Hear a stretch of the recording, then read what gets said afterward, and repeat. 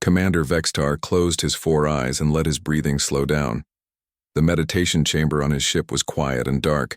Only the soft hum of the engines could be heard. He had done this same routine for 20 years, but tonight was different. Tonight he could not stop thinking about the humans. It had been 5 years since the war ended. 5 years since the galaxy learned to fear the small pink creatures from the third planet of an unremarkable star. Vexatar had been there during the first contact meetings. He had watched the other alien commanders laugh when they saw how weak humans looked. Their soft skin, their small size, their single pair of eyes that could barely see in the dark. Nobody was laughing now. Vextar's memory drifted back to the first time he heard about human warfare. It was at the neutral station called Kepler Prime. Representatives from 12 different species had gathered to discuss the growing conflict with the hegemony forces. The meeting room was large and cold, with floating chairs arranged in a circle. The human representative was a woman named Captain Lisa Warren. She was small, even for a human, with short brown hair and tired eyes. She wore a simple blue uniform with no decorations except for a small metal pin on her collar. Most of the alien commanders barely noticed her when she entered the room. General, Korth of the Rigelian Empire was speaking about standard military tactics when Warren asked to share a recent battle report. Her voice was quiet but clear. She spoke about something called the Siege of New Brasilia, where human forces had been trapped by enemy armies. Warren pulled up a holographic display showing the battle zone. A human settlement was surrounded by 3 enemy divisions. The humans were outnumbered 8-1. Standard military doctrine said they should surrender within 12 hours.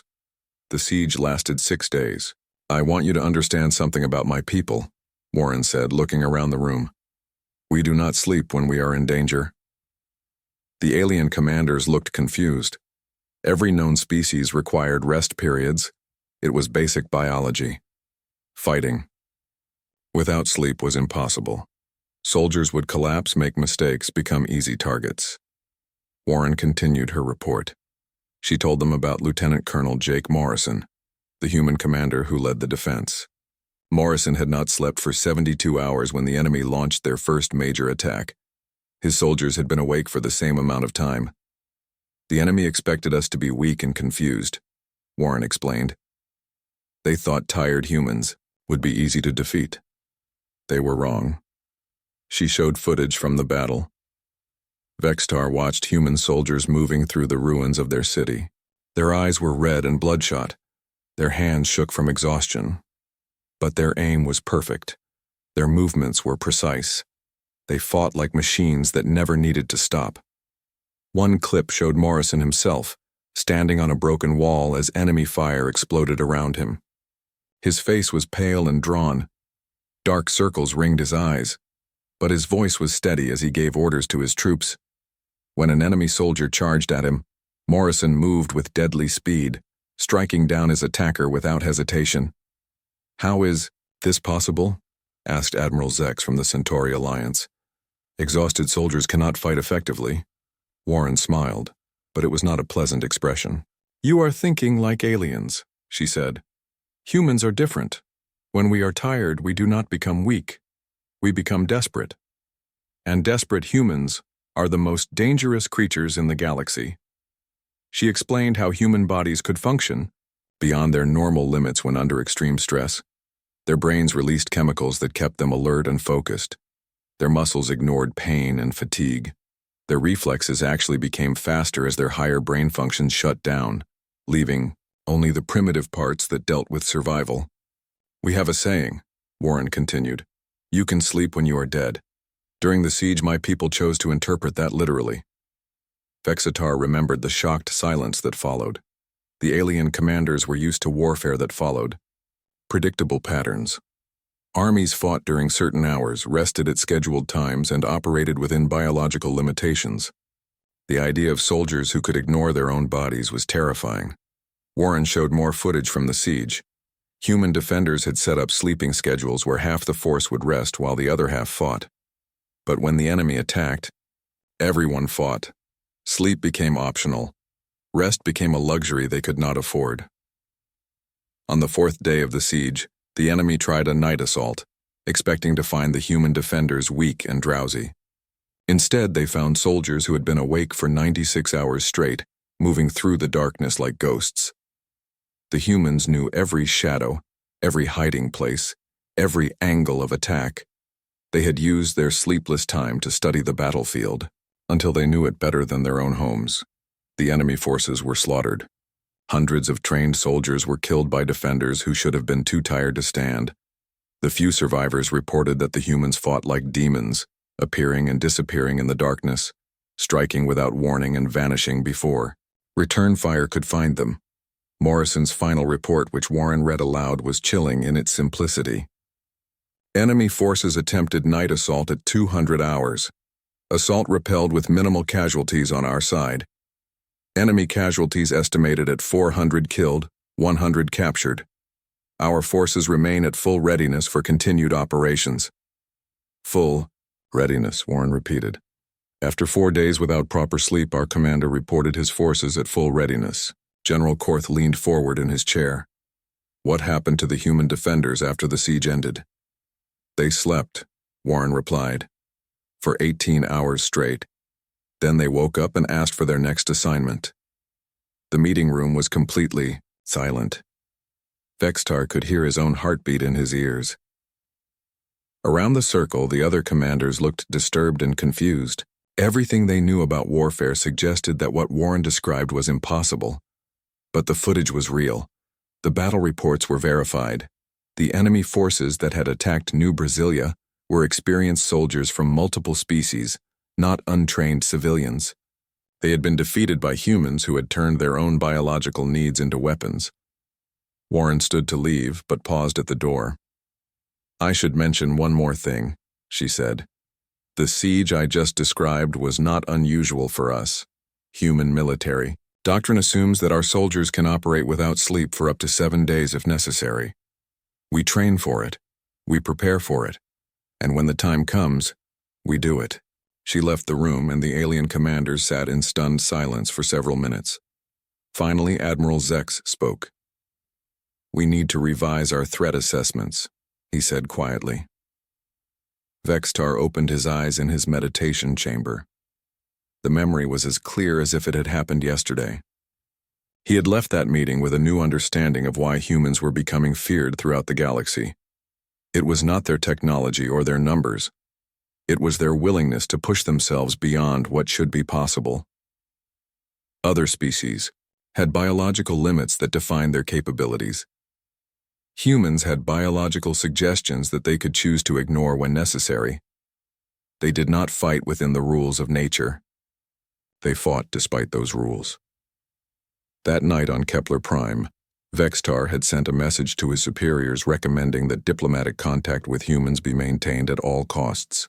War with a species that could function without sleep was not just dangerous. It was potentially suicidal. He had been right.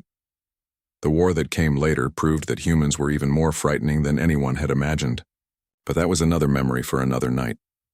Tonight, Vextar simply closed his eyes again and tried not to think about the implications of creatures who treated sleep as optional.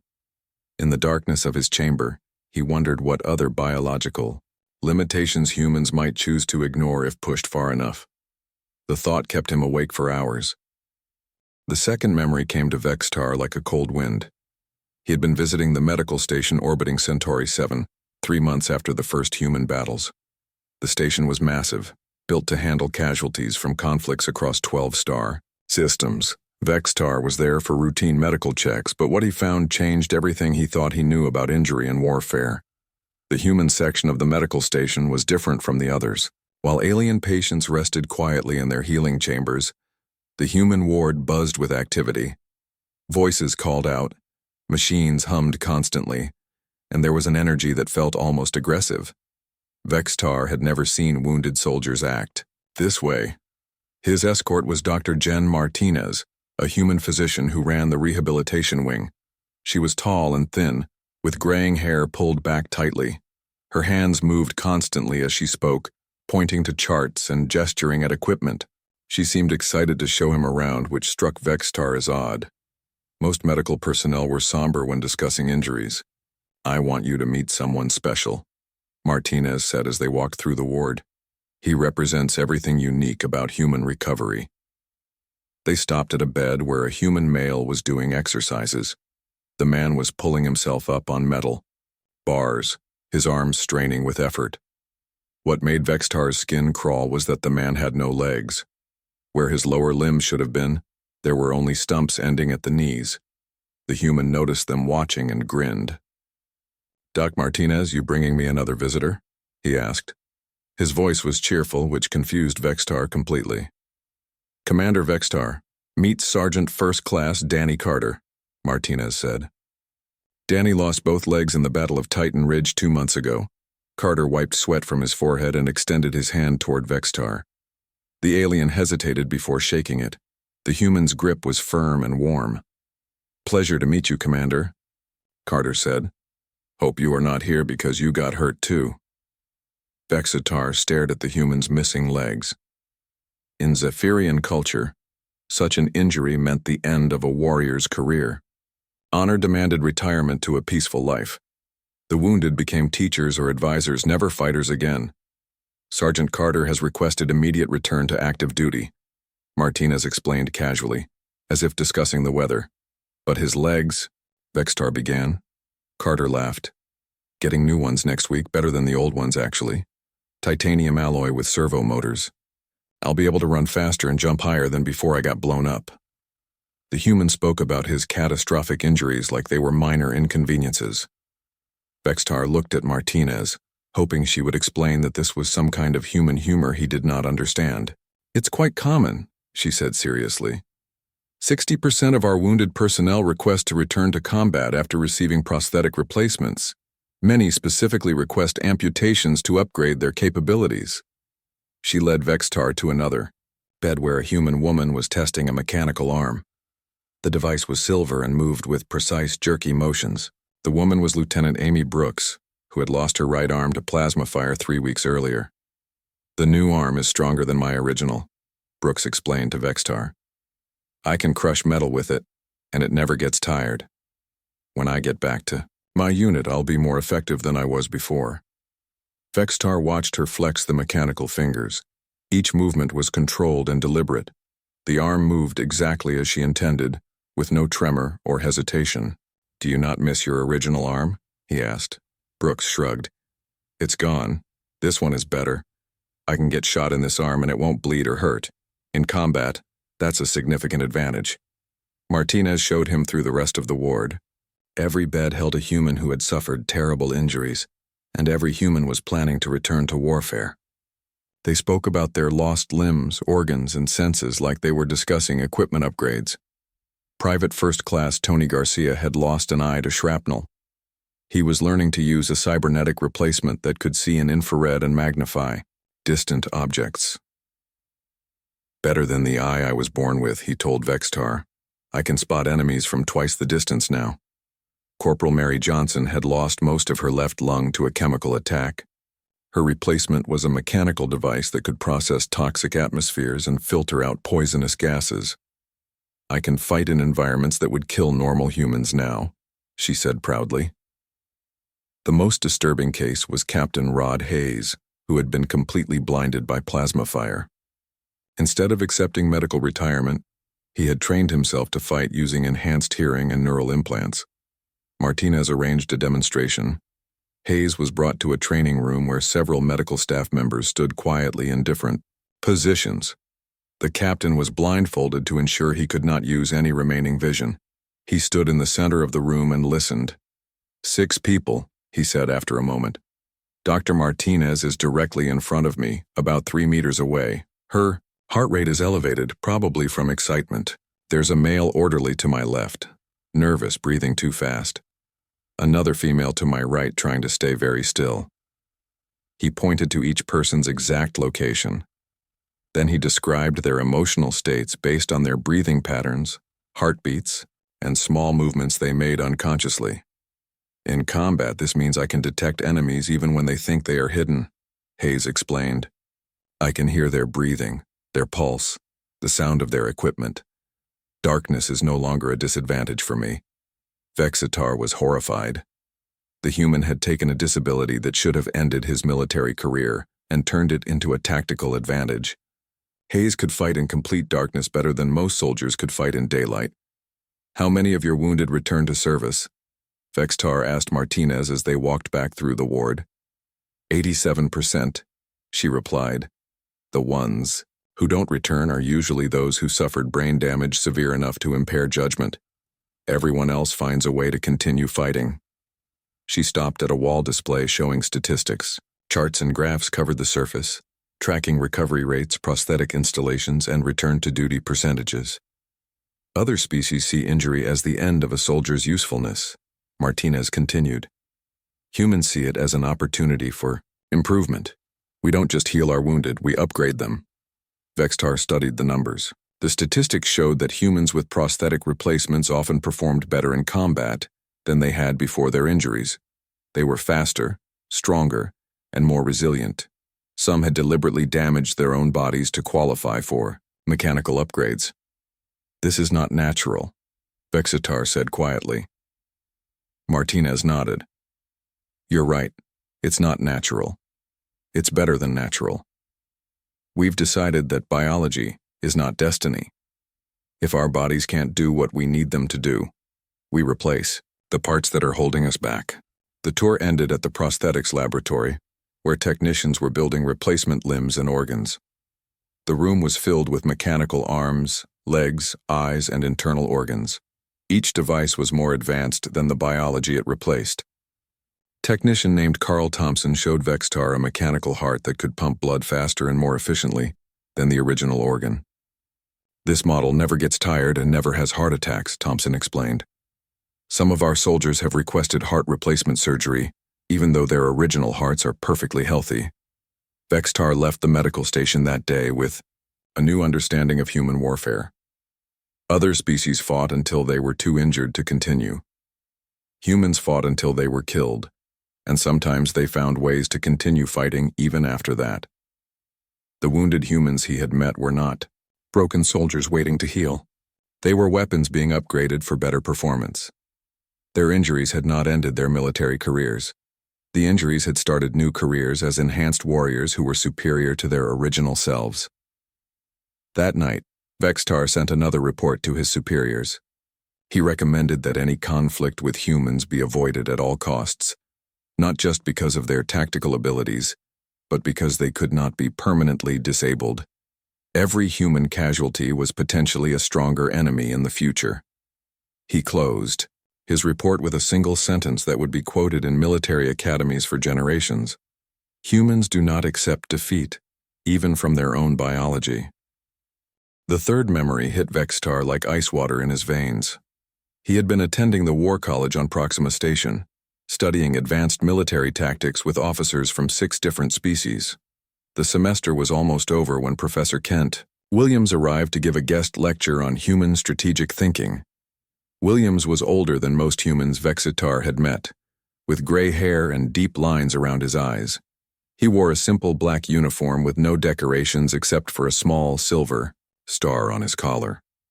When he entered the lecture hall, the room became completely quiet. "Today we will discuss the defense of Europa Station," Williams announced.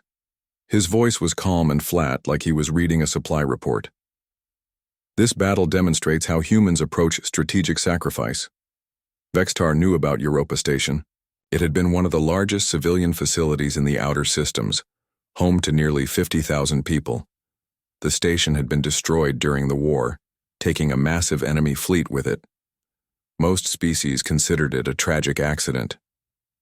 Williams activated the holographic display, showing the station as it had been before the attack. Europa Station was enormous, with residential sections, commercial districts, and manufacturing centers. It looked like a small city floating in space. "The Hive fleet approached Europa Station with overwhelming force," Williams explained. 1,200 enemy ships against our 24 defenders. Standard military doctrine suggested immediate evacuation. The display showed the enemy fleet approaching. Even Vextar, with limited tactical training, could see that the human forces had no chance of victory. The enemy outnumbered them 50-1. "Admiral Patricia Stone commanded our fleet," Williams continued. General Chris Baker led the station garrison. Together, they made a decision that changed how the galaxy views human warfare. Instead of running or surrendering, the human commanders had chosen a third option. They evacuated all non-essential personnel from the station but kept a skeleton crew behind. Then they began converting Europa Station into the largest weapon ever built. The station's fusion reactors could be overloaded in sequence, Williams explained. If done correctly, the chain reaction would destroy not just the station, but any ships within a 50-kilometer radius. Vextar felt his blood turn cold. The humans had planned to turn their own home into a bomb. The display showed technical diagrams of the reactor modifications. Colonel Sam Torres, the station's chief engineer, had calculated exactly how to cause the reactors to fail in the right order. The explosions would build on each other, creating a blast powerful enough to destroy the entire enemy fleet. The operation required manual oversight, Williams said in the same emotionless tone. Automated systems could not handle the precise timing needed. Human operators had to remain at their posts until the final moment. Williams showed footage of the evacuation. Civilian transports left the station in groups, carrying families and non-military personnel to safety. But several hundred humans stayed behind, including the command staff, essential technicians, and volunteer defenders. Major Ellen Price had commanded the evacuation while simultaneously preparing the station's defensive systems. She organized the civilian departure with military precision, making sure every transport was loaded efficiently and launched on schedule. Major Price's final report estimated successful evacuation of 47,000 civilians, Williams said. 312 military personnel remained to complete the operation. The alien students in the lecture hall were completely silent. Vextar could hear his own breathing in the quiet room. The idea of deliberately sacrificing an entire military unit was horrifying to most species. Williams continued his presentation without any change in tone. Admiral Stone and General Baker calculated the tactical exchange rate, 300 human lives versus approximately 40,000 enemy ships with crews totaling nearly 2 million hostiles. He said the numbers like he was discussing trade goods. There was no emotion in his voice, no indication that he was talking about the deaths of his own people. The holographic display showed the final moments of the battle. Enemy ships surrounded Europa Station, preparing to board and capture it. The human defenders fired their weapons until the last possible moment, keeping the enemy at close range. Then the reactors began to fail. The explosion was visible from neighboring star systems. Europa Station vanished in a ball of nuclear fire that expanded outward like a small star. The enemy fleet had no time to escape. Ships that had taken centuries to build were destroyed in seconds.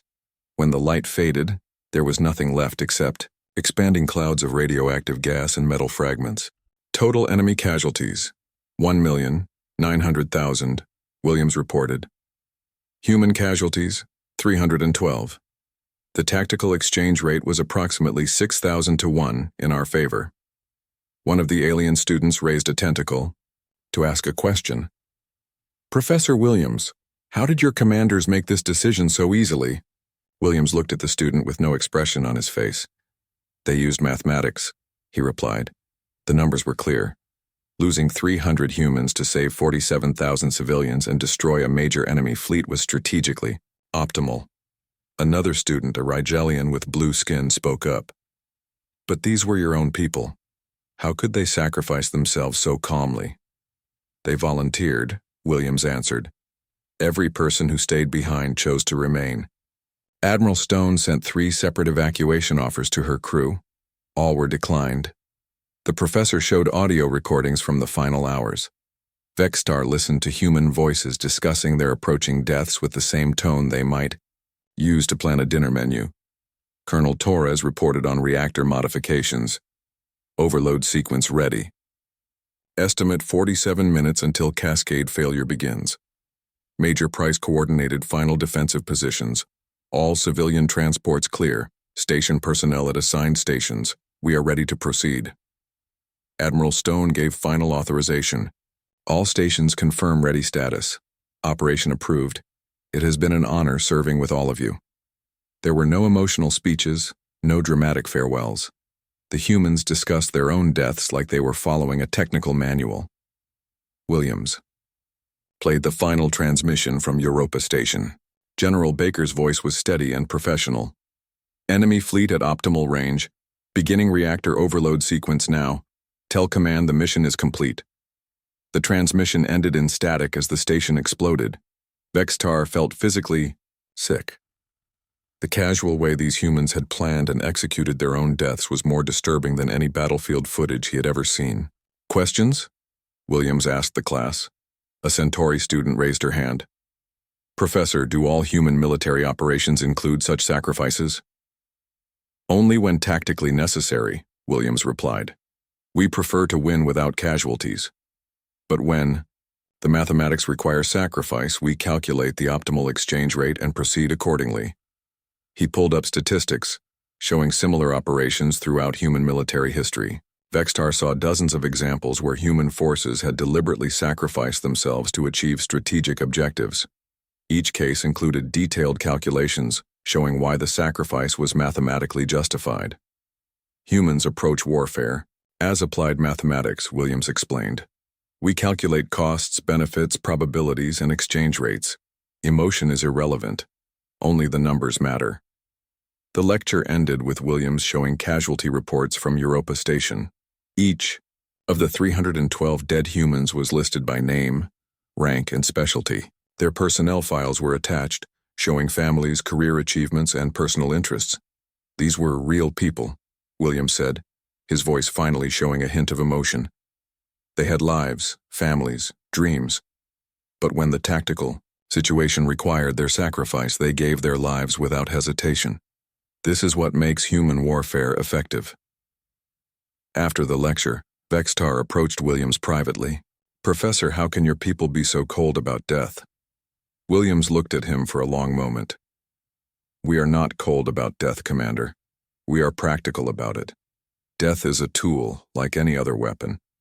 We use it when necessary to protect what matters most. That night, Vextar wrote in his personal journal, Human strategic thinking is based on mathematical optimization rather than emotional attachment. They will sacrifice any number of their own people if the tactical benefits justify the cost. This makes them unpredictable and extremely dangerous. He closed the journal and tried to sleep, but kept thinking about the voices on those final recordings. The humans had faced certain death with the same calm professionalism they might show, while filing paperwork. It was the most terrifying thing he had ever witnessed. The fourth memory came to Vextar slowly, like a nightmare he tried to forget but could never escape.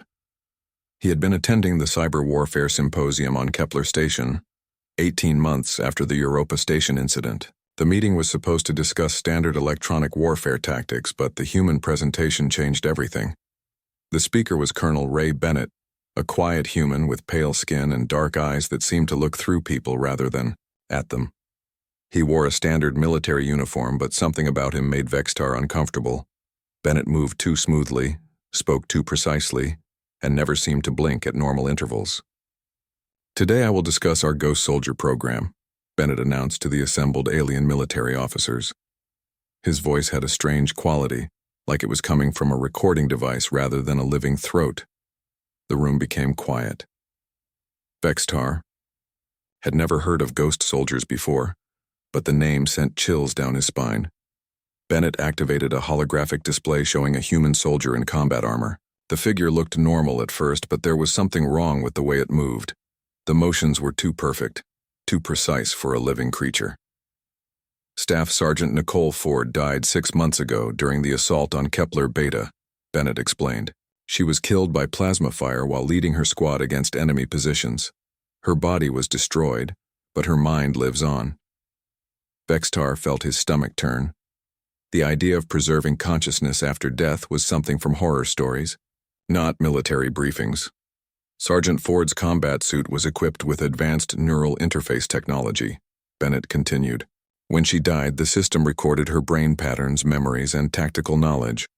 We have found ways to use this data. The holographic display showed technical diagrams of human neural networks connected to computer systems.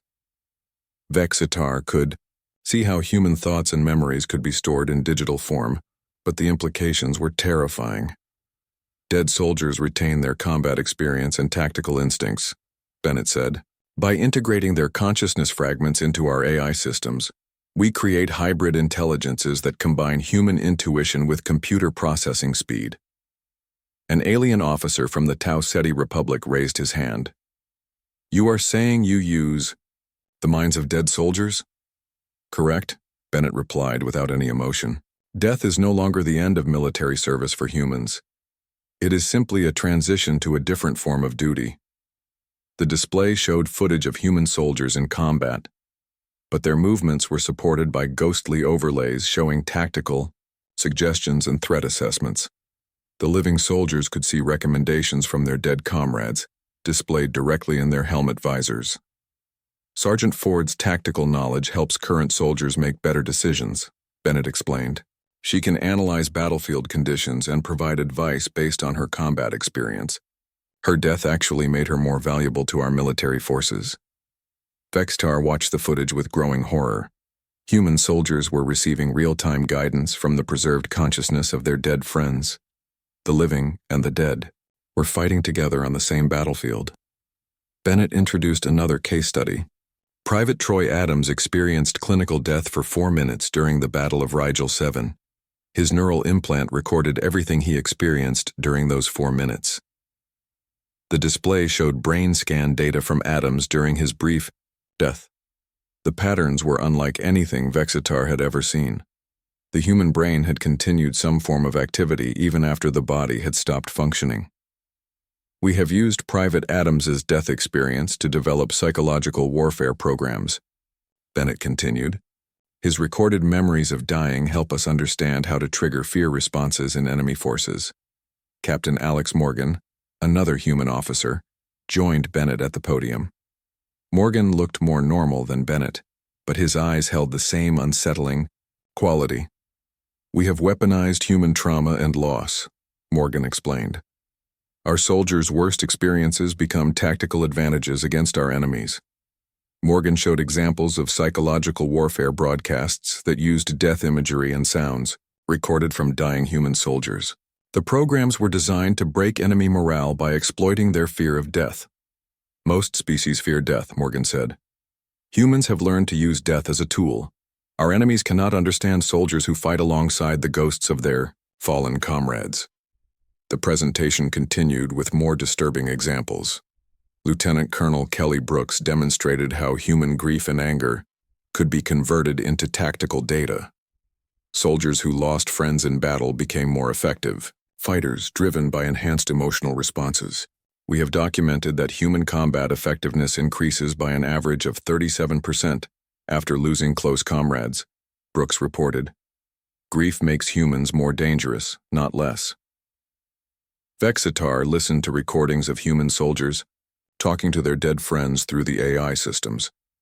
The conversations were casual, as if the dead soldiers were simply in another room rather than completely gone.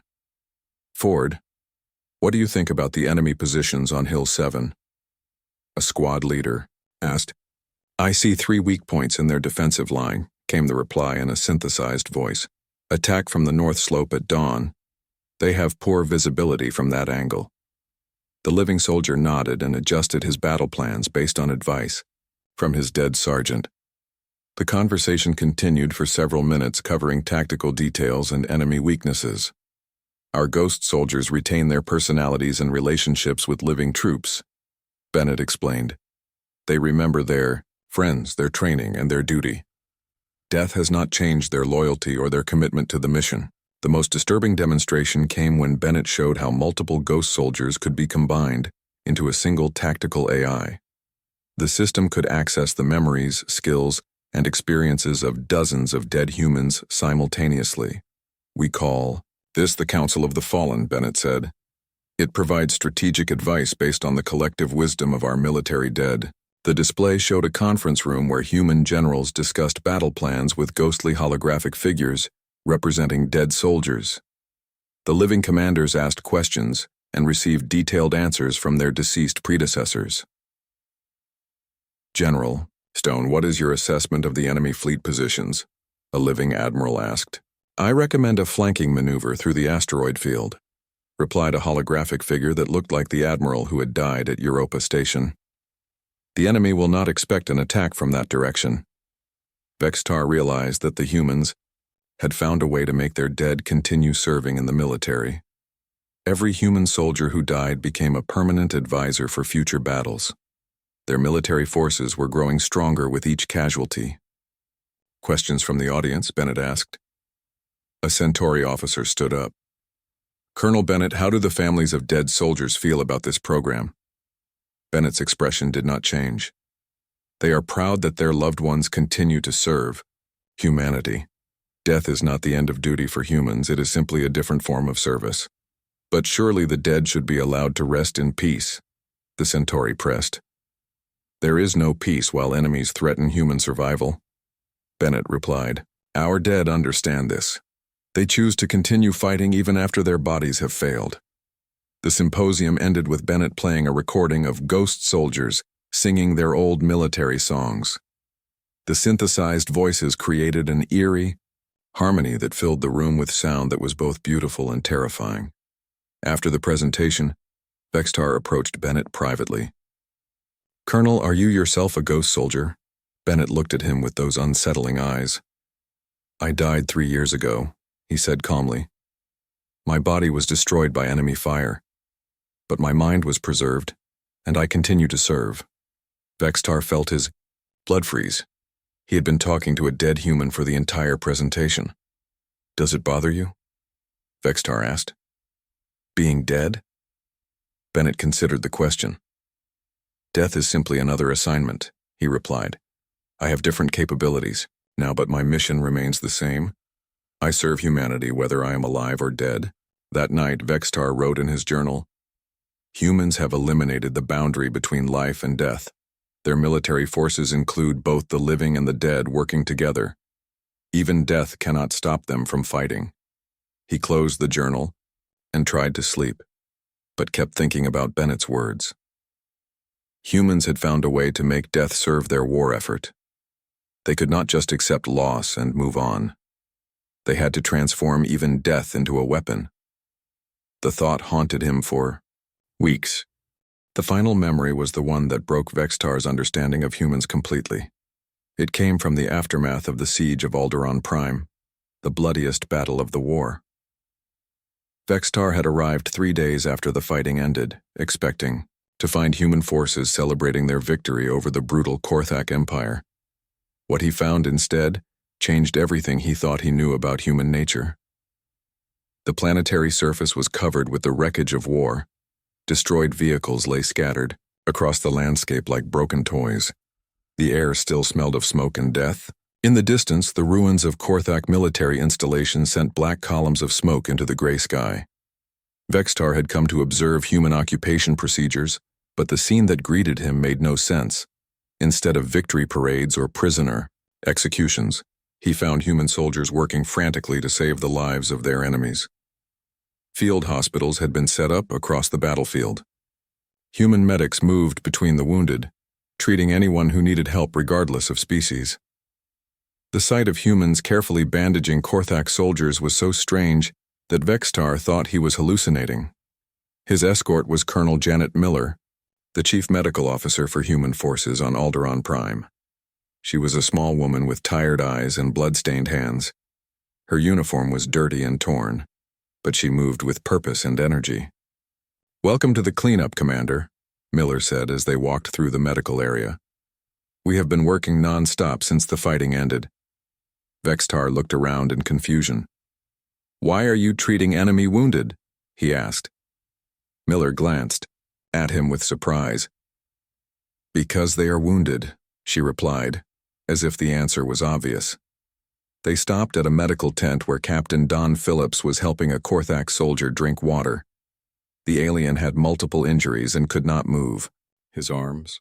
Phillips held the water bottle gently, tilting it so the wounded enemy could drink without choking. What made the scene impossible to understand was that Phillips had lost his entire squad to Korthak forces just 3 days earlier.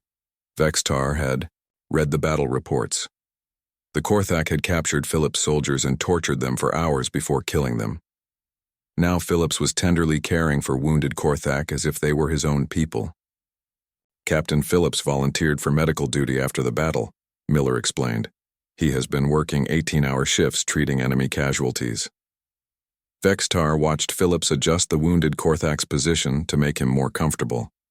The enemy soldier made a sound that might have been gratitude. Phillips nodded and moved on to the next patient. "I do not understand," Vextar said. "These aliens killed his friends. Why does he help them?" Miller looked at him with something that might have been pity. "Because the fighting is over," she said simply. "When enemies are helpless, they become patients, not targets."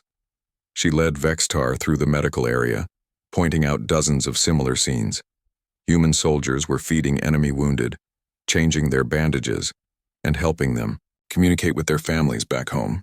The level of care was the same that humans gave to their own injured. Major Susan Clark, the senior medical officer, joined them at the main treatment center. She was older than Miller, with gray hair and steady hands that moved constantly as she worked on injured aliens. "We follow strict medical protocols," Clark explained while cleaning a Korthak wound. "Every injured being receives the same level of care regardless of species, allegiance, or previous actions. This is not negotiable." Vextar watched her work.